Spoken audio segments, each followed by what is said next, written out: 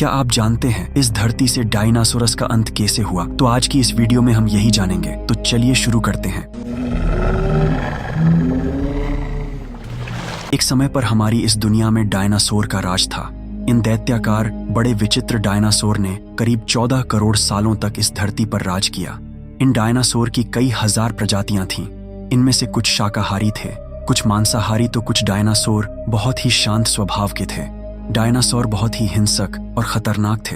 ये उस समय के सबसे सफल जीव थे। लेकिन फिर अचानक ऐसा क्या हुआ? आखिर वह कौन सी घटना थी जिसने इनका नामो निशान ही मिटा दिया?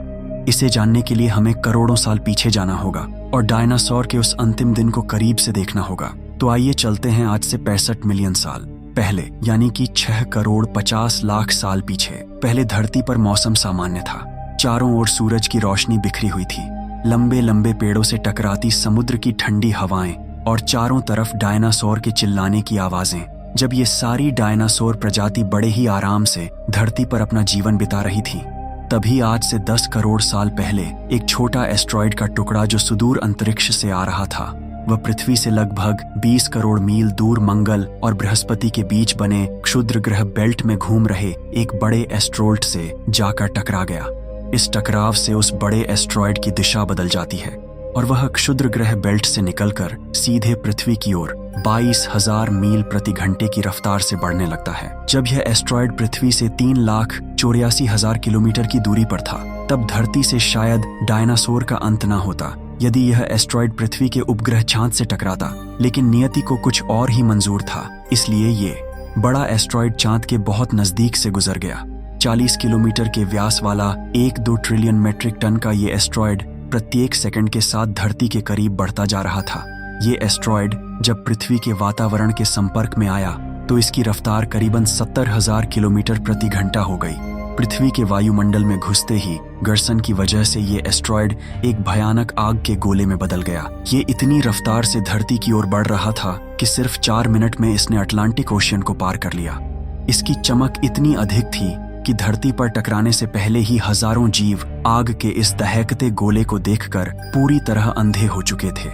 ये जीव उस उल्का पिंड को देख नहीं पा रहे थे, लेकिन वह उसकी भयानक गर्मी को महसूस कर रहे थे। कुछ ही क्षण में ये एस्ट्रॉयड मेक्सिको की खाड़ी के पास जमीन से टकराता है और लगभग 35,000 डिग्री सेल्सियस की ऊर्जा वाला एक भयंकर विस्फोट होता है। इस टकराव का विस्फोट लगभग 10 हाइड्रोजन बम के विस्फोट के बराबर था। ये विस्फोट इतना शक्तिशाली था कि इसके टकराते ही धरती की लाखों टन धातु अंतरिक्ष में चली गई। टकराव वाली जगह पर 180 किलोमीटर चौड़ा और 20 किलोमीटर गहरा गड्ढा बन गया। विस्फोट के कारण इस गड्ढे का सारा मेटल और पत्थर आसमान में धूल के बड़े बादल में बदल गए। 16 मिनट 40 सेकंड बाद जमीनी टकराव की वजह से धरती के अंदर चारों ओर 11.1 तीव्रता की भूकंपी तरंगे उठने लगी। इस वजह से समुद्र में विशालकाय लहरों का निर्माण हुआ और एक के बाद एक सुनामी की लहरें चारों तरफ बढ़ने लगीं। भूकंपीय तरंगों ने सभी सक्रिय ज्वालामुखियों को भड़का दिया, जिसके कारण जगह जगह डायनासोर का विनाश शुरू हो गया। धरती के महाविनाश की प्रक्रिया आरंभ हो चुकी थी। इस भयानक विस्फोट में रेडिएशन की मात्रा इतनी बढ़ गई कि इसके 800 किलोमीटर के दायरे में आने वाले सभी जीव जलकर पूरी तरह राख के ढेर में बदल गए थे। इस महाविनाश में उड़ने वाले डायनासोर इन जमीनी खतरों से तो बचने के लिए आसमान में उड़ गए, लेकिन ये तो महाप्रलय का बस एक शुरुआत मात्र था। विस्फोट की वजह से जो लाखों टन मेटल, पत्थर और धूल अंतरिक्ष में गया था, वह ग्रेविटेशनल पुल के कारण ठीक 40 मिनट बाद आग के गोलों के रूप में पूरी धरती पर बरसने लगे। साथ ही धूल का एक बहुत बड़ा तूफान 6,000 किलोमीटर प्रति घंटे की रफ्तार से पृथ्वी के दूसरी तरफ मौत लेकर आ रहा था। ये धूल के बादल कई किलोमीटर मोटे थे, जिसकी वजह से धरती पर सूरज की रोशनी का पहुंच पाना असंभव हो गया। गर्म हवाओं का तापमान 100 डिग्री सेल्सियस से ज्यादा हो जाने के कारण धरती पर पेड़ पौधों की लगभग सारी आबादी जलकर खाक हो गई थी।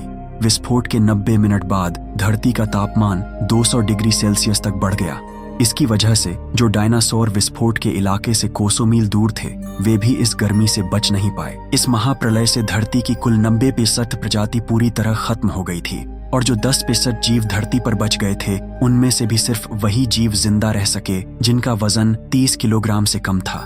इसका कारण यह था कि इस महाप्रलय में लाखों की संख्या में जीव मारे जा चुके थे और पेड़ पौधों की सारी आबादी भी जलकर राख हो चुकी थी।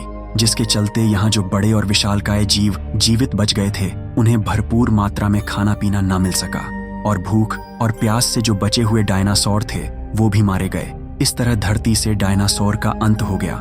अगर आपको ये वीडियो अच्छा लगा हो तो इस वीडियो को लाइक करें और इस चैनल को सब्सक्राइब करें और ये जानकारी कैसी लगी हमें कमेंट करके जरूर बताएं। और अगर आप हमें कोई सुझाव देना चाहते हैं तो वो भी कमेंट बॉक्स में दे सकते हैं। तो मिलते हैं दोस्तों अगली वीडियो में, तब तक के लिए टाटा बाय बाय।